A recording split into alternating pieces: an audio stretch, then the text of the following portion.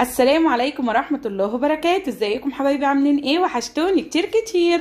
معاكم اسرار المطبخ مع جنى. رجعت لكم النهارده بوصفة جديدة سهلة وبسيطة، وان شاء الله طريقة التحضير ولا اسهل ولا اروع من كده. النهارده بقى وصفة النهارده حادق مش حلو. وصفة النهارده بقى هنعمل مع بعض الجلاش بالجبن بالطريقة القمر، بطريقة جميلة جدا جدا، وهيطلع معاك الطعم بسم الله اللهم بارك. بجد يا جماعة خطير خطير خطير. وصفة بجد منقذة جدا جدا جدا كعشاء كغدا، بجد جميله جدا جدا جدا. وان شاء الله لما تجربيها بطريقتي ونفس الخطوات مش هتبطلي تعملي الجلاش بالجبن الا بطريقتي. قبل بقى ما نخش نشوف الطريقه والمقادير على طول، فضلا وليس امرا، لايك، اشتراك، تفعيل جرس عشان يوصل لكم كل وصفاتي الجديده اللي بنزلها.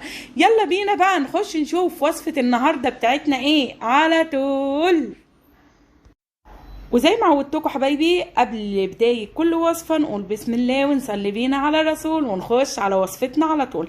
اول حاجة يا جماعة معايا هنا لف الجلاش، هنقسمها نصين، نص يبقى جنبك والنص التاني كده يبقى جنبك برضو بس مغطياه عشان ورق الجلاش ما ينشفش معاكي. تمام تمام. والخطوة دي مهمة جدا جدا. صينية بقى كده على قد حجم ايه، على قد حجم ورقة الجلاش معاكي، وهندهنها كويس جدا جدا.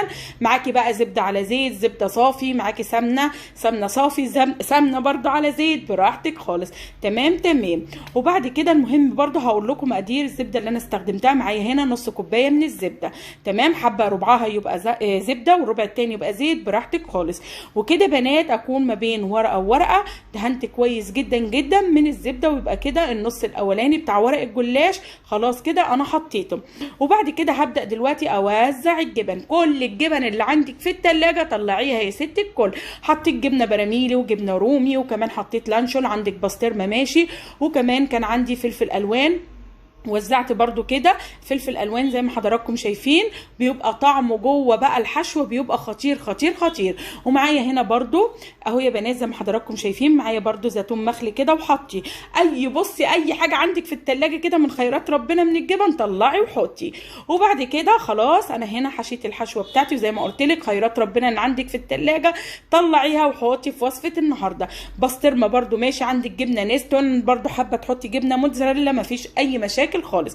هبدا دلوقتي النص التاني بتاعت لفه الجلاش بتاعتنا، برضو هبدا ما بين ورقه وورقه كده، برضو هدهن كويس جدا من الزبده لحد لما اخلص النص التاني بتاعت لفه الجلاش بتاعتي. ايه رايكم بقى؟ طريقه جميله جدا جدا ومش مكلفه خالص. هنا يا بنات فلفل الوان برضو في الحشوه معانا بيدي طعم والله في منتهى الجمال، تحفه تحفه تحفه. وهنا بقى يا بنات هكون خلاص خلصت النص التاني بتاعت لفه الجلاش بتاعتي. وبعد كده بقى هبدا طبعا برضو وش ايه اخر طبقه، اخر ورقه يعني هتحطيها هتدهني برضو وشها كويس جدا جدا بالزبده زي ما حضراتكم شايفين. وبعد كده بقى هبدا اقطع بقى الجلاش بتاعي بالحجم اللي حضرتك حباه. انا هنا بقى قطعته زي ما حضراتكم شايفين مربعات كده، مره بالطول ومره بالعرض والحجم اللي انت عايزاه. ودلوقتي بقى هنجهز مع بعض التشريبه اللي احنا هنشرب بيها الجلاش بتاعنا. معايا كوبايه من الحليب البارد، لازم الحليب يبقى بارد يا جماعه. ومعايا هنا برضو ضفت بضايه، شويه من الفلفل الاسمر بالشكل اللي حضراتكم شايفين، مش هنحط ملح لان هي كل الجبن فيها ملح. تمام تمام كفايه املاح. وبقيت بقى نص كوبايه الزبده ضفتها برضو كده مع التشريبه بتاعتي. قلبي بقى يا ست البنات كل ده مع بعضه كويس جدا جدا بالشكل دوت.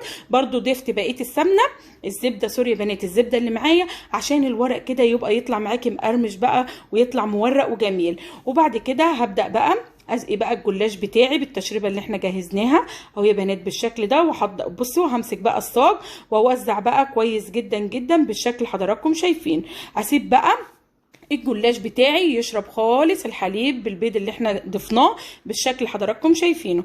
ودلوقتي بقى حابه بقى تحطي حبه البركه، حابه تحطي بقى على الوش سمسم، حابه بقى تزوقي بالزيتون زي ما انا هحط كده برضو، حابه مع الزيتون تحطي كده برضو فلفل، مفيش اي مشاكل خالص. بسم الله ما شاء الله بيطلع خطير يا بنات خطير. والشكل كمان بيطلع جميل جدا جدا زي ما قلت لك. حبه زيتون زي كده ماشي، حابه تحطي بقى شويه كده من حبه البركه سمسم براحتك خالص. ودلوقتي بقى ندخل بقى الجلاش بتاعنا ده على فرن سابق التسخين، رف وسط، درجة حرارة كام يا مجانا؟ على درجة حرارة 180. اول ما الاطراف تبدأ تحمر معاكي زي ما حضراتكم شايفين كده اهو، بقرب لكم الكاميرا، خلاص كده ولعي عليه الشواية لحظات بسيطة، وبعد كده تطلعيه والف هنا وشفا. هيطلع معاكي باللون الذهبي كده، ما تخليش اللون يغمق معاكي، لا احنا عايزينه يطلع بالشكل الجميل واللون الجميل الذهبي اللي حضراتكم شايفينه كده. بجد بقى الريحة مش قادرة اقول لكم، والله يا بنات تحفة تحفة تحفة. قدموه كده للاولاد ساعه العشاء كده، وجنبيه بقى شويه بطاطس محمره او شيبسي، بجد بجد خطير خطير خطير. شايفين الجلاش بتاعنا بقى طالع مقرمش بقى، واخد لون ذهبي من تحت كده، بسم الله ما شاء الله. بص الوش بتاعه برده ذهبي، بجد الطعم ورا الريحه نفسها، بسم الله اللهم بارك. بجد يا جماعه طريقه جميله جدا جدا. الجلاش طالع معانا بقى مورق ومقرمش، وصفه بجد خطيره خطيره خطيره، اولادك بجد هيحبوها كتير. وبكده حبايبي يكون وصفه النهارده وصفتي بسيطه جدا جدا، مش هتاخد معاكي ولا وقت ولا مجهود. وبكده حبايبي يكون وصفه النهارده خلصت. لو عجبكم بقى فيديو النهارده فضلا وليس امرا، لايك، اشتراك، تفعيل جرس عشان يوصل لكم كل وصفاتي الجديده اللي بنزلها.